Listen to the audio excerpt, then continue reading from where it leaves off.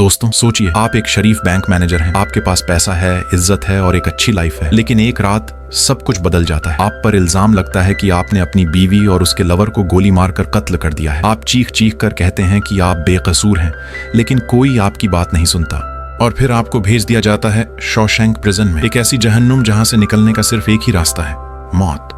लेकिन क्या हो अगर मैं आपसे कहूं कि एक शख्स ने उस जेल की मोटी दीवारों को तोड़ने के लिए हथौड़ा नहीं बल्कि सिर्फ एक छोटी सी हथौड़ी और सब्र का इस्तेमाल किया, और उसे वहां से भागने में एक दिन नहीं बल्कि पूरे 19 साल लग गए। आज की मूवी सिनेमा की हिस्ट्री की सबसे बड़ी मास्टरपीस है। इस कहानी का नाम है द शॉशैंक रिडेम्पशन। कहानी की शुरुआत 1947 में होती है। हम देखते हैं एंडी डुफ्रेन को, जो एक सक्सेसफुल बैंकर है। वो कोर्ट में खड़ा है। उस पर इल्जाम है कि उसने अपनी बीवी और उसके बॉयफ्रेंड को गोली मारकर मार डाला। एंडी जज को बताता है कि वो उस रात नशे में था, उसके पास गन थी, लेकिन उसने गोली नहीं चलाई। वो वहां से चला गया था, लेकिन सबूत उसके खिलाफ होते हैं और जज उसे 2 उम्र कैद की सजा सुना देता है। अब सीन शिफ्ट होता है शॉशैंक स्टेट प्रिजन पर। यहाँ हमारी मुलाकात होती है रेड से। रेड इस जेल का वो कैदी है जो सामान लाने का काम करता है। सिगरेट्स, व्हिस्की या कोई भी छोटी मोटी चीज अगर चाहिए हो तो रेड स्मगल करवा सकता है। रेड की पैरोल की सुनवाई होती है, लेकिन 20 साल गुजरने के बाद भी उसे रिजेक्टेड का ठप्पा मिलता है। तभी जेल का अलार्म बजता है। नए कैदियों की बस आ रही है। पुराने कैदी, जिन्हें सिस्टर्स और दूसरे गैंग्स कहा जाता है, वो नए आने वालों का मजाक उड़ाने के लिए फेंस पर जमा हो जाते हैं। इन नए कैदियों में एंडी भी शामिल है। वो सबसे अलग दिख रहा है, चुपचाप, सहमा हुआ और छोटा सा। रेड और उसके दोस्त शर्त बैट लगाते हैं कि आज रात नए कैदियों में से सबसे पहले कौन रोएगा। रेड शर्त लगाता है कि एंडी सबसे पहले टूट जाएगा, क्योंकि वो एक अमीर घर का नाजुक बंदा लगता है।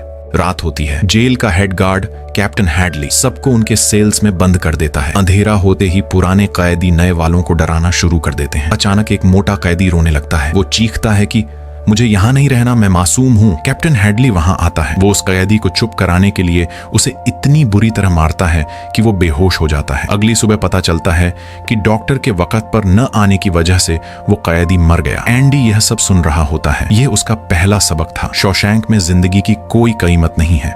रेड अपनी शर्त हार जाता है क्योंकि एंडी ने एक आवाज भी नहीं निकाली थी। शुरू के 2 साल एंडी के लिए जहन्नुम से कम नहीं होते। वो किसी से बात नहीं करता, लेकिन जेल में एक ग्रुप होता है जिसे दी सिस्टर्स कहते हैं, जिनका लीडर बॉग्स है। वो एंडी पर बुरी नजर रखता था। शुरू के 2 साल एंडी के लिए किसी बुरे ख्वाब से कम नहीं थे। बॉग्स और उसके आदमी अक्सर एंडी को कॉर्नर कर लेते थे, कभी लॉन्ड्री रूम में, कभी शावर में। एंडी हमेशा लड़ता था, कभी हार नहीं मानता था, लेकिन अक्सर वो घायल और हर्ट होता था। इसी दौरान एंडी की रेड से बातचीत बढ़ने लगी। एक दिन एंडी ने रेड से एक अजीब चीज मांगी, एक छोटी हथौड़ी। रेड हैरान हुआ कि कहीं ये इससे किसी का कत्ल तो नहीं करना चाहता, लेकिन एंडी ने बताया कि उसे पत्थर जमा करने का शौक है और वो शतरंज के मोहरे बनाना चाहता है। रेड मान गया, लेकिन वार्निंग दी कि अगर पकड़ा गया तो वो एंडी को नहीं पहचानता। साथ ही एंडी ने एक और चीज मांगी, एक बड़ा सा पोस्टर जो उस वक्त की फेमस एक्ट्रेस रीटा हैवर्थ का था। वक्त गुजरता गया। फिर आता है साल 1949। एंडी और रेड के ग्रुप को जेल की छत पर तार को लगाने का काम मिलता है। ये एक बहुत मुश्किल काम था। वहां खड़े होकर कैप्टन हैडली, जो कि सबसे क्रूएल गार्ड था, अपने साथियों से शिकायत कर रहा था कि उसे अपने भाई की जायदाद मिली है, लेकिन सरकार उस पर बहुत टैक्स काट लेगी। सब कैदी डर के मारे चुप थे, लेकिन एंडी आगे बढ़ा। एंडी ने अपनी जान जोखिम में डालकर हैडली से कहा, मिस्टर हैडली, क्या आप अपनी बीवी पर भरोसा करते हैं? हैडली गुस्से में पागल हो गया और एंडी को छत से नीचे फेंकने ही वाला था कि एंडी ने कहा, अगर आप पैसे गिफ्ट के तौर पर अपनी बीवी को ट्रांसफर करें तो टैक्स वाले 1 रुपया भी नहीं काट पाएंगे। मैं आपके फॉर्म्स भर दूंगा, बस बदले में मुझे अपने दोस्तों के लिए 3 ठंडी बियर चाहिए।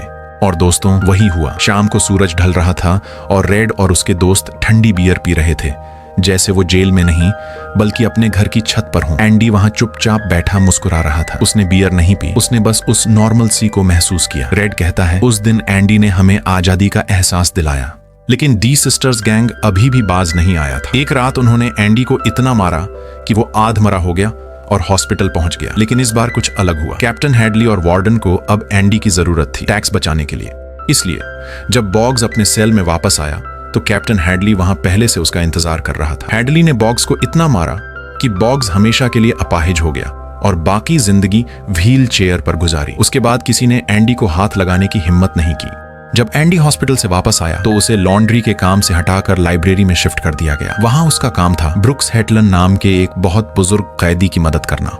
लेकिन असली रीजन यह था कि वार्डन नॉर्टन चाहता था कि एंडी उसके और बाकी गार्ड्स के फाइनेंशियल पैसे के मामले संभाले। देखते ही देखते दूसरी जेल्स के गार्ड्स भी अपने टैक्स रिटर्न भरवाने एंडी के पास आने लगे। एंडी अब जेल का अनऑफिशियल अकाउंटेंट बन चुका था। इसी दौरान एंडी ने जेल की लाइब्रेरी को बेहतर बनाने की ठानी। उसने सेनेट को लेटर्स लिखना शुरू किए। हर हफ्ते वो एक लेटर लिखता था फंड्स के लिए। 6 साल तक लगातार लिखने के बाद आखिरकार सेनेट ने हार मान ली और उसे पैसे और किताबें भेज दी। एंडी ने उस पुरानी लाइब्रेरी को जेल की सबसे खूबसूरत जगह बना दिया।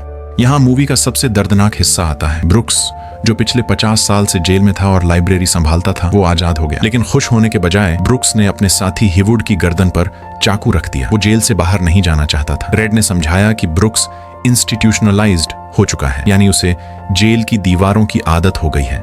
बाहर की दुनिया उसके लिए डरावनी है। ब्रुक्स बाहर जाता है, लेकिन दुनिया बदल चुकी है। गाड़ियां तेज हैं, लोग बिजी हैं। वो एक ग्रोसरी स्टोर में काम करता है, लेकिन वहां एडजस्ट नहीं कर पाता। वो हर वक्त डरता रहता है। आखिरकार वो अपने दोस्तों को एक आखिरी लेटर लिखता है और अपने कमरे की छत पर रस्सी डालकर खुदकुशी कर लेता है। जाते जाते वो दीवार पर लिख जाता है, ब्रुक्स यहाँ था। जब यह खबर एंडी और रेड को मिलती है तो वो अंदर से टूट जाते हैं। एंडी को एहसास होता है कि अगर उम्मीद खत्म हो जाए तो इंसान ब्रुक्स की तरह मर जाता है। साल गुजरते हैं और 1965 आ जाता है। एक नया नौजवान कैदी टॉमी विलियम्स जेल में आता है। वो थोड़ा चुलबुला और रॉक एंड रोल स्टाइल का लड़का है। एंडी उसे पसंद करता है और उसे पढ़ाना शुरू करता है ताकि वो हाई स्कूल पास कर सके। एक दिन बातों बातों में टॉमी को पता चलता है कि एंडी किस जुर्म में अंदर है। टॉमी सीरियस हो जाता है। वो बताता है कि वो पहले दूसरी जेल में था। वहां उसे एल्मो ब्लैच नाम का एक कैदी मिला था। एल्मो ने शेखी मारते हुए बताया था कि उसने एक गोल्फ प्रो और उसकी गर्लफ्रेंड को मारा था और इल्जाम उस औरत के बैंकर हस्बैंड पर लग गया। एंडी ये सुनकर हैरान रह जाता है। ये सबूत था कि एंडी मासूम है। वो फौरन वार्डन नॉर्टन के पास जाता है और कहता है कि वो अपनी बेगुनाही साबित कर सकता है। लेकिन वार्डन नॉर्टन का रिएक्शन वैसा नहीं था जैसा एंडी ने सोचा था। वार्डन को डर था कि अगर एंडी छूट गया तो उसका काला पैसा कौन संभालेगा।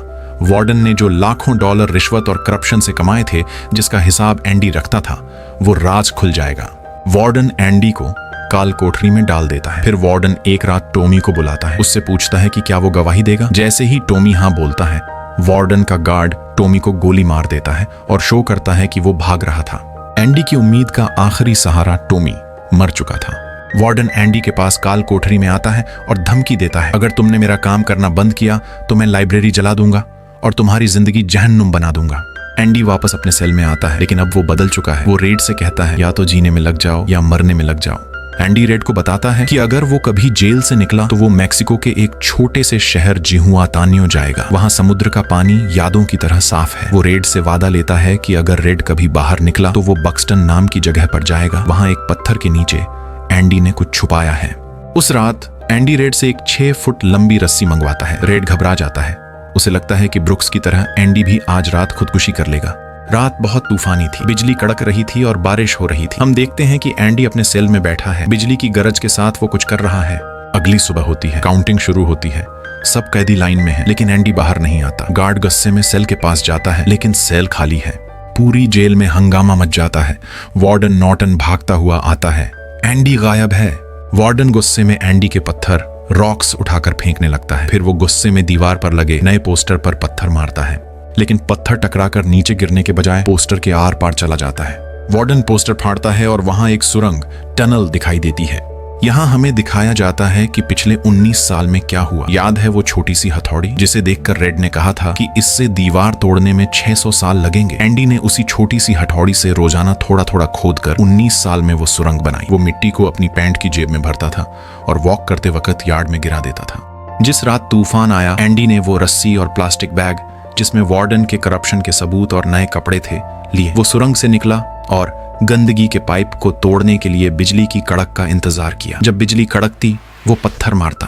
आखिरकार पाइप टूटा। एंडी 500 यार्ड लंबे गंदगी और कचरे से भरे पाइप में रेंगता हुआ गया और दूसरी तरफ एक साफ नदी में निकला।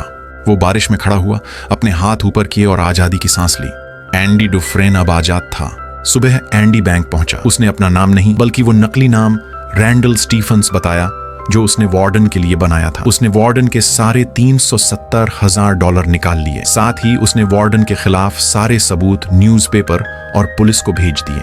पुलिस शोशैंक पहुंची। कैप्टन हेडली गिरफ्तार हुआ और बाद में रोने लगा। वार्डन नॉर्टन ने जब देखा कि वो पकड़ा गया है तो उसने खुद को गोली मार ली।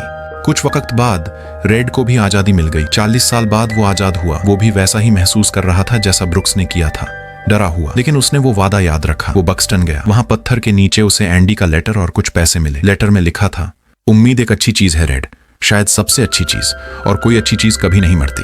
रेड बस पकड़ता है और मेक्सिको निकल जाता है। मूवी के आखिरी सीन में हम देखते हैं एक सुनसान बीच है, नीला समुद्र है। रेड दूर से देखता है कि एंडी एक पुरानी बोट को रिपेयर कर रहा है। दोनों दोस्त गले मिलते हैं और इसी के साथ ये मास्टरपीस मूवी खत्म होती है।